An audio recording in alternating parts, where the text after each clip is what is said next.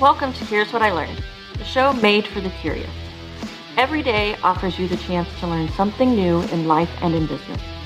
And on this show, we'll ask the questions and explore the answers to running an online business as a coach or online service provider.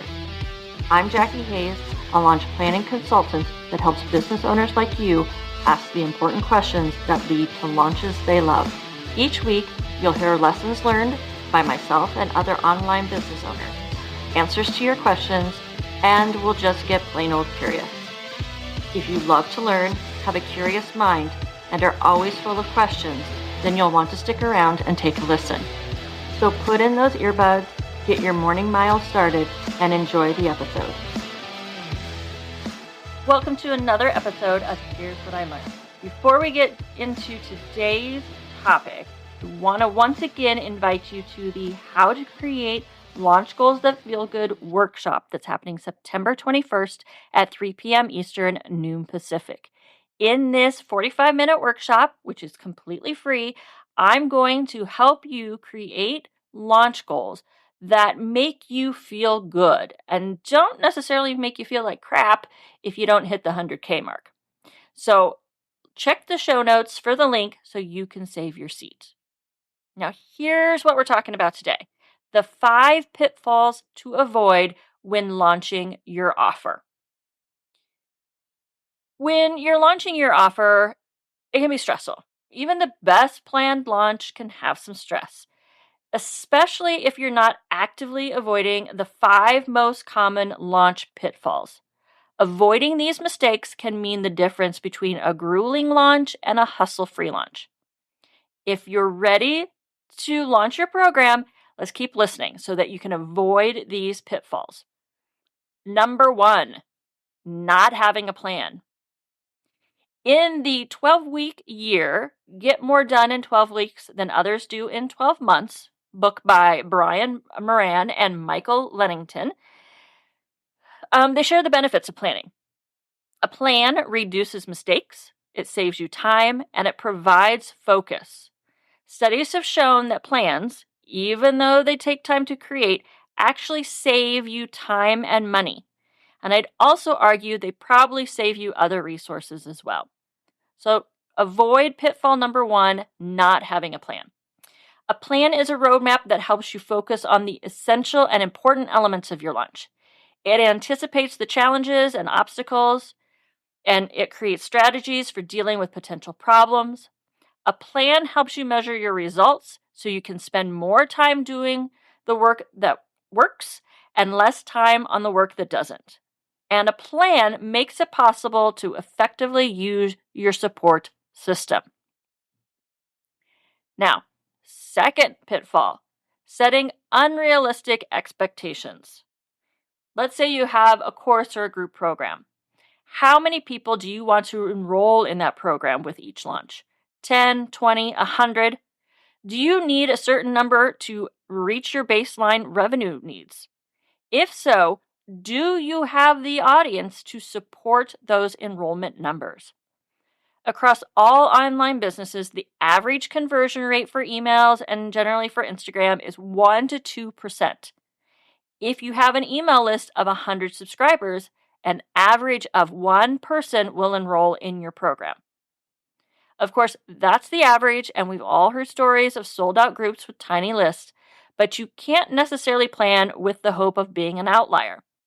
As you set your enrollment goals, look at your data. What has been your average conversion rate in the past?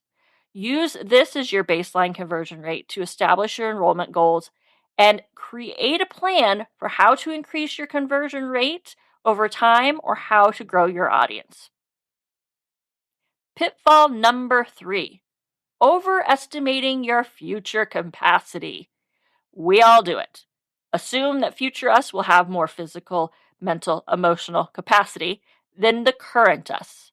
And so we plan our futures and our launches with that assumption. Future you will not have any more capacity than you do right now. Plain and simple. And in fact, it might even have less. You want to streamline your systems, get them in place, make sure your emails are tweaked and your onboarding process is fine-tuned because life will still life. It's really a bitch that way.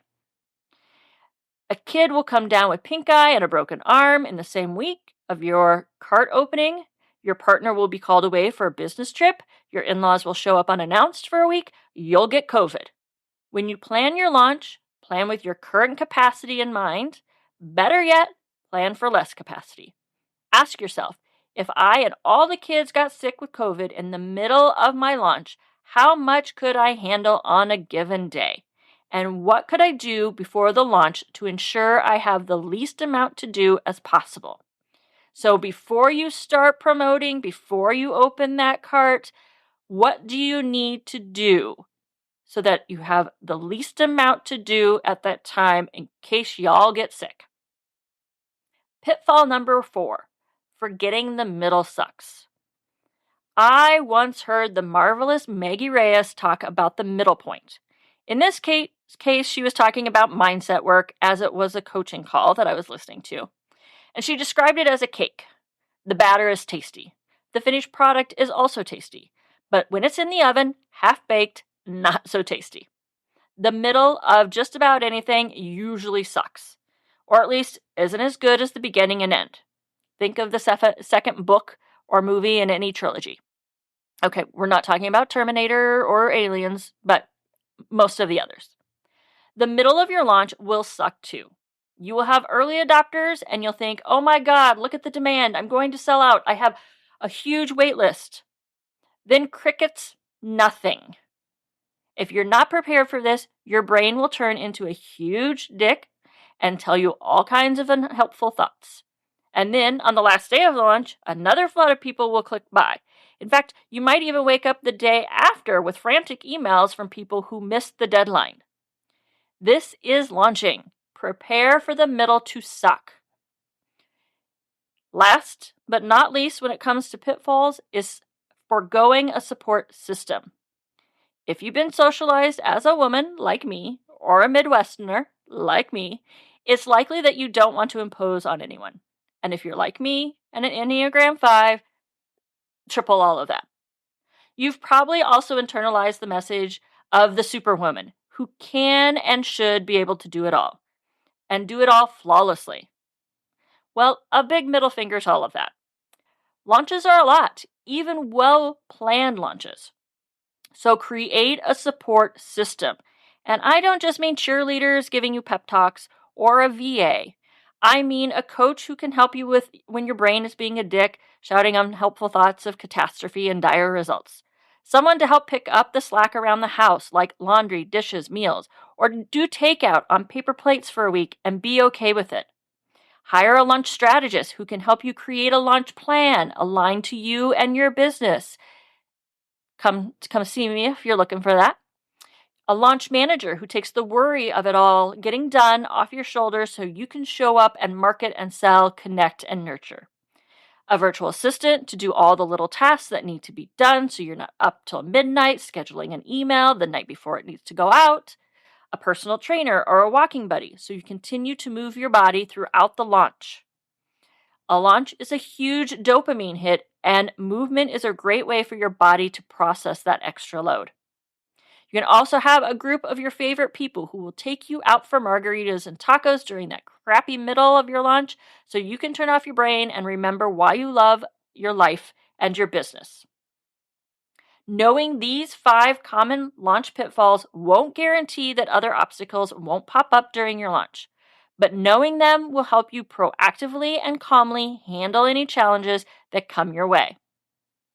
Again, I want to make sure that you join me on September 21st for the How to Create Launch Goals That Feel Good and Avoid These Pitfalls. So check the link in the show notes to save your spot. I hope to see you there. Thank you for listening to another episode of Here's What I Learned. You can find the show notes and transcripts at jackiehayes.online/podcast. If you enjoyed this episode, please be sure to leave a review and follow the show. Be sure to find me on Instagram at JackieHayes_OBM and let me know what you learned from this episode. Catch you next time on Here's What I Learned.